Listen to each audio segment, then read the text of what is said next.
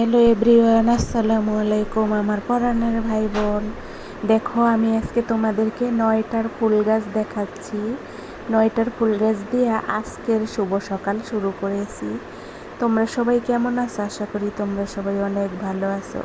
আলহামদুলিল্লাহ, আমিও অনেক ভালো আছি, উপরে আল্লাহর রহমতে, তোমাদের দোয়ায়। সহজ একটা ভিডিও নিয়ে তোমাদের মাঝে হাজির হয়েছি। এই যে দেখো, এই কলিটা অলরেডি তোমাদের মাঝে শেয়ার করছি। আর এই যে দেখো, কিছু লজ্জাপতি গাছে লজ্জাপতি ফুল ফুটেছে, দেখতে কিন্তু খুবই ভাল লাগছে। যদিও এখন একটু অন্ধকার, ছাদে অন্ধকার অবস্থাতে আমি কিন্তু এই ফুলগুলা ভিডিও তুলেছি। যাই হোক, আজকের ভিডিওতে যে কথাগুলো বলবো, মানুষ মানুষেরই জন্য, আবার মানুষ মানুষকে খুন করে। পৃথিবীতে কত রকমের মনের মানুষ আছে। মানুষ যদি বিবেকবান না হয়, তাহলে কোথাও কিন্তু নিজেও শান্তি পাবে না, অন্যকেও কিন্তু শান্তি দিতে পারবে না। আমার ভিডিওতে সবসময় নয়েজ ভয়েস থাকবে। তোমরা দেখো, আমার এই যে কি বলে এটাকে, লজ্জাপতি গাছে কত সুন্দর ফুল ফুটেছে। দেখতে কিন্তু খুব সুন্দর লাগছে খালি চোখে, কিন্তু ক্যামেরায় আমি ওইভাবে ফুটিয়ে তুলতে পারছি না। তার কারণ তোমরা জানো যে আমার ক্যামেরাটা বা আমার মোবাইলটা কেমন। এই ফলে তোমাদের হয়তো একটু বুঝতে কষ্ট হবে। তবে তোমরা যারা এই লজ্জাপতি ফুল গাছ বা লজ্জাপতি গাছ চিনো, তাদের কিন্তু এই ফুলগুলো খুব আকর্ষণীয় লাগবে। আমার কাছেও খুব আকর্ষণীয় লাগছে এবং খুব দেখতেও খুব ভাল লাগছে। গাছটা কিন্তু ভালোই ছড়িয়ে গেছে।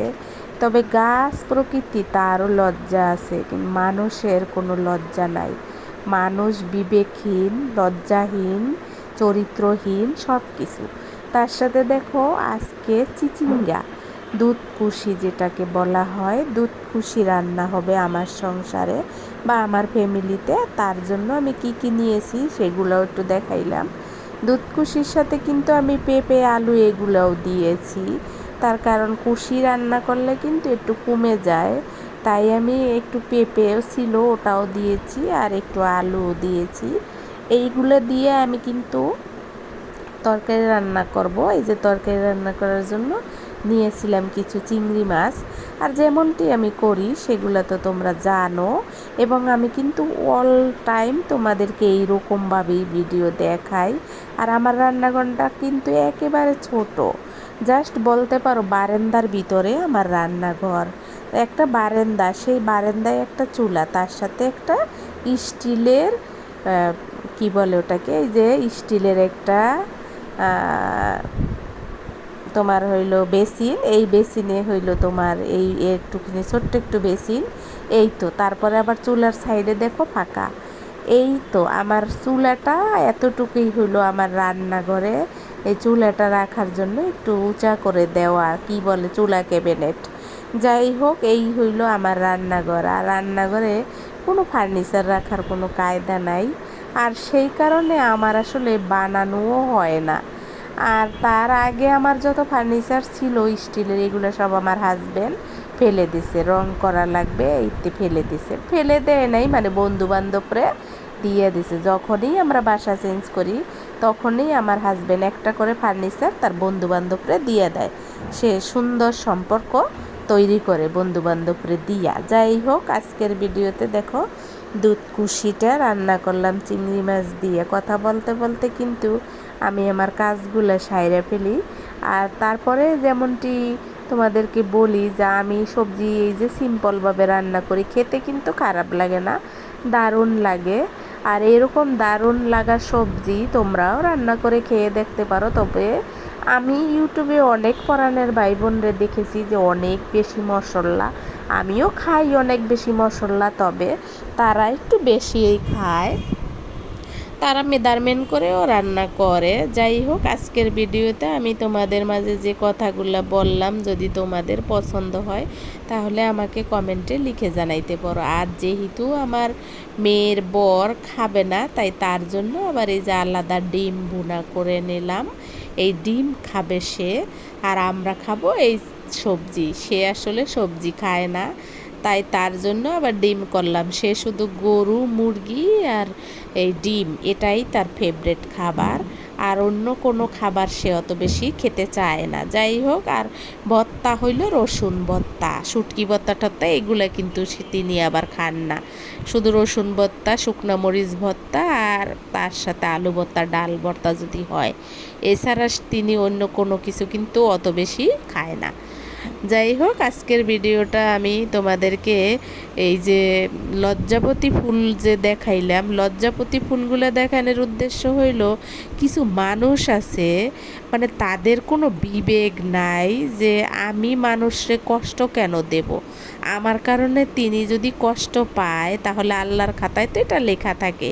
এই ধরনের বিবেকহীন মানুষ আমার আশেপাশে অবিরাম থাকে, মানে চলমান সব সময় তারা আমার আশেপাশে আছে, এবং তারা সব সময় একজনের না একজনের কষ্ট দিতেই থাকে। সেটা হয় আমি হইতে পারি, না হয় আমার কোনো কলিগ হইতে পারে, বা এইরকম আসলে আশেপাশে যারা আছে তারা এমনই ব্যক্তি।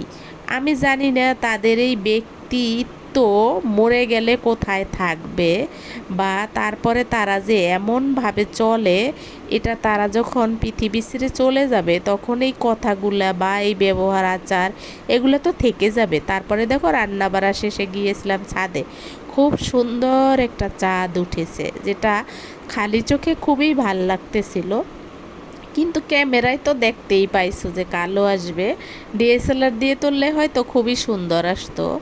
এত সুন্দর চাঁদ উঠেছিল, চাঁদের আলোটাও কিন্তু ছড়িয়েছিল ছাদে, কিন্তু সেটা আমি ভিডিওতে ধারণ করতে পারি নাই। তবে এই যে এখন দেখতেছে এটা কিন্তু চাঁদের আলো, এটা কিন্তু কোনো লাইটের আলো না, তাতেই কিন্তু দেখা যাচ্ছিল যতটুকু অতটুকুই কিন্তু তোমাদেরকে দেখাইলাম। আমি অনুভব করেছি, উপভোগ করেছি, সেটা তোমাদের সাথে শেয়ার করলাম।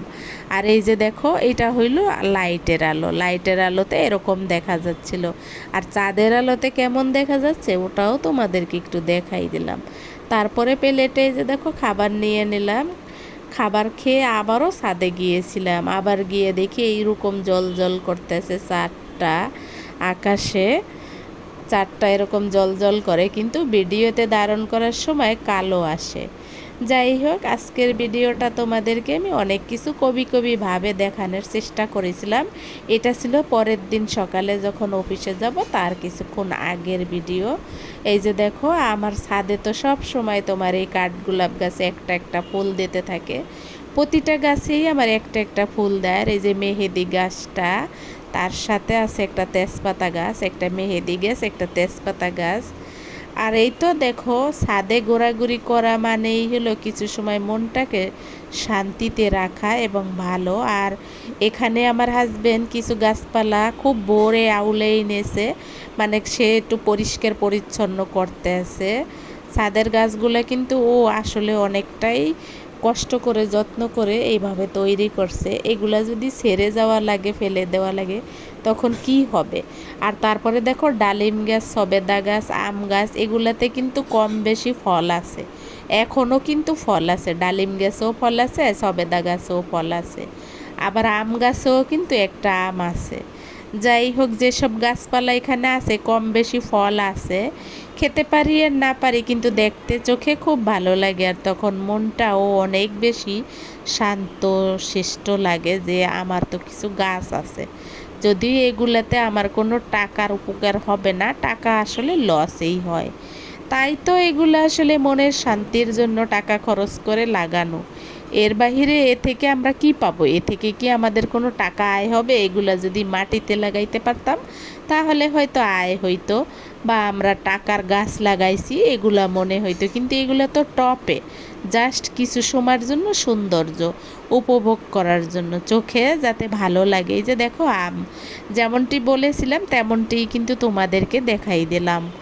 আসলে মানুষের বিবেক থাকলে, মানুষ যদি মানে প্রকৃতিকে যদি সে ভালোবাসতে পারে তাহলে অবশ্যই অন্য মানুষকে কষ্ট কম দেবে। কিন্তু কিছু মানুষ আছে ওই মানে লোভ দেখানো বা উপরে দেখায় যে আমি খুব ভালো, কিন্তু ভিতরে খুব জঘন্য, এরকম বিবেকহীন মানুষ অনেক আছে।